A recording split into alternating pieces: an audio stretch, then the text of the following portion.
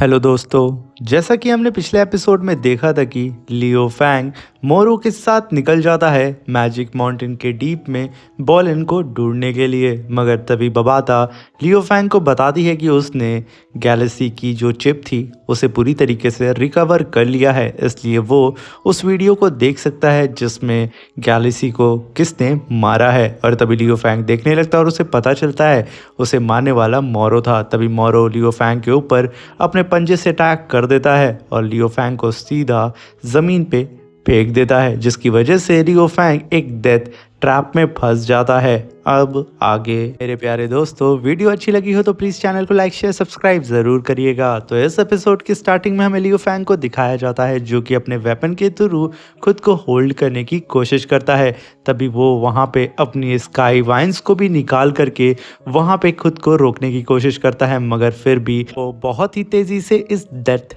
Trap के अंदर खींचा जा रहा होता है। और तभी ऊपर से मोरो लियो फैंग से कहता है कि तुम यहाँ पे बेवजह बचने की कोशिश कर रहे हो, क्योंकि यहाँ पे जो ये डेथ ट्रैप की सक्शन पावर है और साथ में मैजिक माउंटेन की जो साउंड मैजिक है वो भी बहुत ही ज़्यादा ख़तरनाक है आउटसाइड के मुकाबले। यहाँ पे ये सारी चीज़ें 1000 गुना ज़्यादा पावरफुल है। तो तभी हम देखते हैं कि लियो फैंग अपनी स्काई वाइन से सीधा उसके ऊपर अटैक कर देता है। उस अटैक को अपनी तरफ आता हुआ देख के मोरो अपनी लेजर गन को बाहर निकालता है और उससे सीधा लियो फैंग की स्काई वाइन्स के ऊपर अटैक कर देता है। मगर लगातार लियो फैंग अपनी पावर बढ़ा रहा होता है, जिसकी वजह से उसकी स्काई वाइन्स इतनी ज़्यादा पावरफुल हो जाती हैं कि वो मॉरन के इस लेज़र गन के अटैक को डिस्ट्रॉय करके रख देती हैं और सीधा मोरो के ऊपर अटैक कर देती हैं। और मोरो इधर उधर भाग रहा होता है। तभी लियो फैंग की एक वाइन सीधे मोरो के चेस्ट में जाके घुस जाती है और उसे सीधा एक पत्थर से दे मारती है। इधर लियो फैंग अपनी पावर को बढ़ा ही रहा होता है, मगर तभी मैजिक साउंड अपीयर हो जाता है, जिसकी वजह से लियो फैंग का सर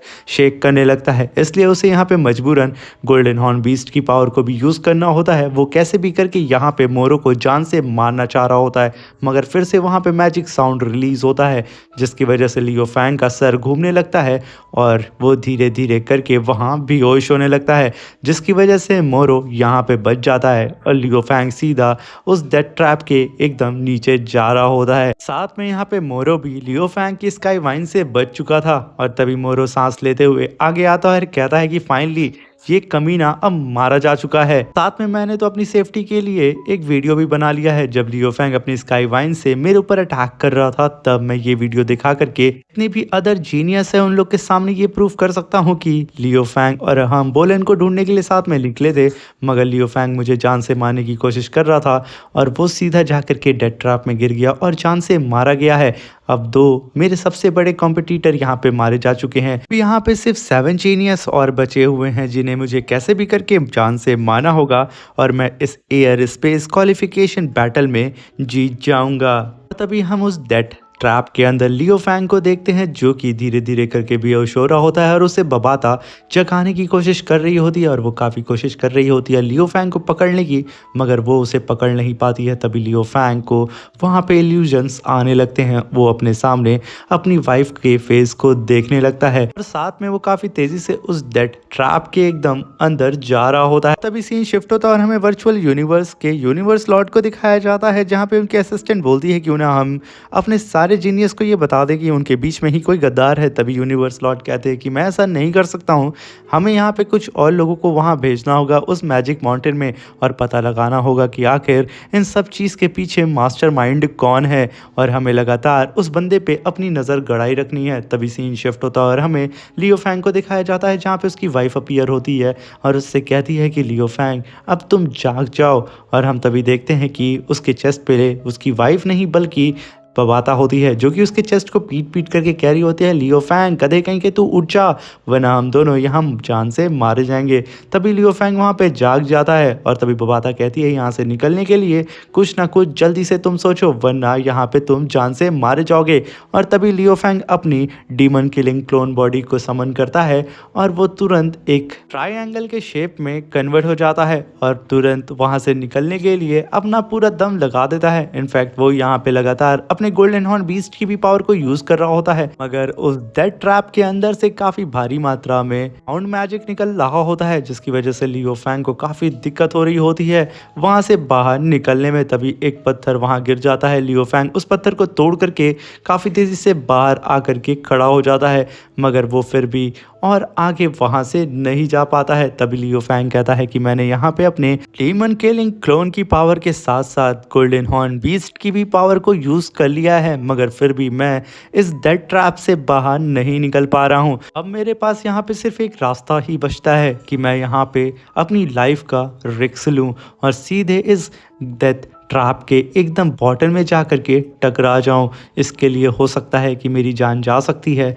मगर मेरे पास अब दूसरा कोई ऑप्शन है ही नहीं। ये कह करके लियो फैंग अपनी गोल्डन हॉर्न बीस्ट की पावर को समन करता है, काफी तेजी से उस डेथ ट्रैप के एकदम अंदर जाने लगता है। और जैसा कि मैं आपको बता दूं कि ये डेथ ट्रैप धीरे धीरे करके अपनी पोजीशन को चेंज भी करते रहते हैं। और तभी हम देखते हैं कि उस गोल्डन हॉर्न बीस्ट के ऊपर बबाता सवार हो जाती है और कहती है कि लियो फैंग अगर नीचे जा करके तुम टकराए ना तो तुम यूँ समझ लेना कि हमारे कई लाख टुकड़े हो जाएंगे, हम यहाँ जिंदा नहीं बचने वाले हैं। और तभी बबाता की स्क्रीन में वहाँ पे वार्निंग का साइन आने लगता है, जिसे देख के बबाता की हालत ख़राब हो जाती है। और तभी सीन शिफ्ट होता है और हमें स्नेक लॉर्ड को दिखाया जाता है, जहाँ पे उसका सर्वेंट आकर के उसे बताता है जैसे ही मैं लियो फैंग के करीब पहुँचा मैंने देखा कि लियो फैंग का ही साथी लियो फैंग को इस मैजिक माउंटेन के एकदम डेप्थ में ले जा करके डेथ ट्रैप के अंदर फेंक दिया है। यहाँ पे अब कोई भी पॉसिबिलिटी नहीं है कि लियो फैंग उस डेथ ट्रैप से बच पाएगा, इसकी मैं पूरी गारंटी लेता हूँ।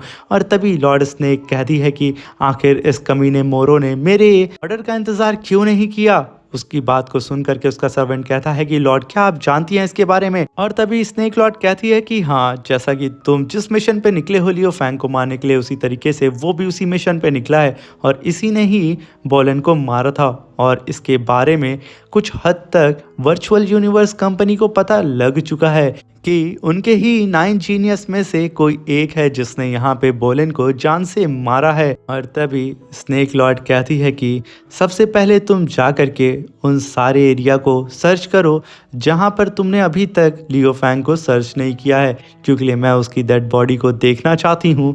और ये कह करके वो सीधा अपने सर्वेंट को देखने लगती है और कहती है कि जब तक तुम उसकी डेड बॉडी को यहाँ नहीं लाओगे तब तक मैं नहीं मानने वाली हूँ कि वो मर गया है। तभी उसका सर्वेंट कहता है कि हमने मैजिक माउंटेन में 70% एरिया को ढूंढ डाला है, मगर हमें लियो फैंग वहाँ कहीं नहीं मिला है।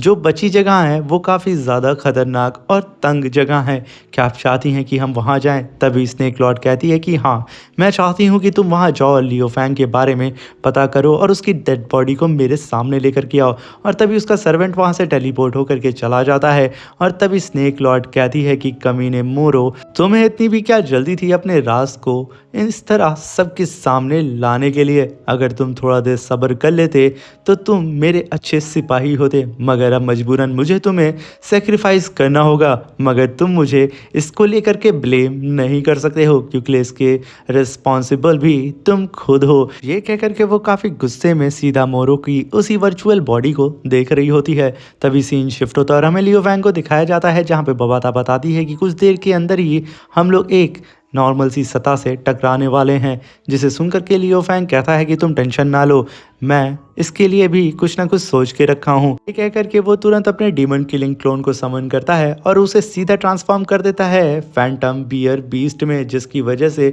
वो बियर बीस्ट जैसे ही सतह से जाके टकराता है उसके कई हजार टुकड़े हो जाते हैं। तभी लियो फैंग कहता है कि जैसा कि ये फैंटम बियर बीस्ट पूरी तरीके से आइस स्टोन से बने हुए हैं, अगर ये टूट भी जाते हैं तो ये खुद को रीस्टोर करने की एबिलिटी रखते हैं। और जैसे कि मेरे डीमन किलिंग क्लोन की पावर है कि वो किसी भी चीज की एग्जैक्ट कॉपी कर सकता है, इसलिए उसने पूरी तरीके से इस फैंटम बीस्ट की कॉपी कर दी है। और तभी हम लियो फैंग को देखते हैं जो कि टूटने के बाद पूरी तरीके से फिर से जुट जाता है। तभी लियो फैंग वहां से निकलने की कोशिश करता है, मगर जमीन शेक करने लगती है। वो फिर से जमीन के अंदर गिरने लगता है, क्योंकि वहां पे फिर से वही डेथ ट्रैप अपीयर हो गया था, जिसे सेंस करके लियो फैंग कहता है कि आखिर ये फिर से यहाँ कैसे आ सकता है।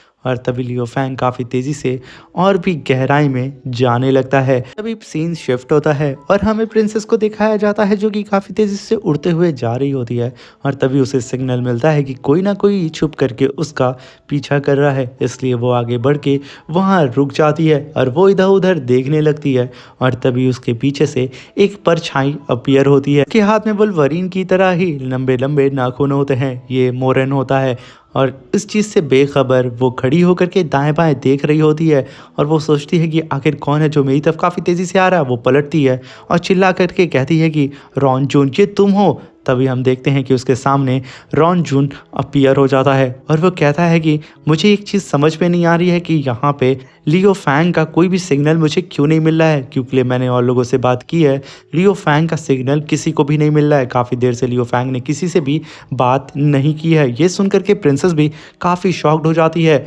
और तभी वहाँ पे रॉन्ग जून को किसी की आहट लगती है। वो तुरंत घूर करके उस साइड देख करके कहता है कि मोरो तुम वहीं छुपे हुए हो, बाहर आ जाओ। तभी मोरो बाहर आता है और अपने सामने रॉन्ग जून को देख के कहता है कि रॉन्ग जून तुम सच में काफ़ी ज़्यादा चतुर हो। और इसी के साथ हमारा ये शानदार सा एपिसोड ख़त्म हो जाता है। अब मिलते हैं इसके नेक्स्ट एपिसोड में, तब तक के लिए अपना ख्याल रखें, सावधान रहें।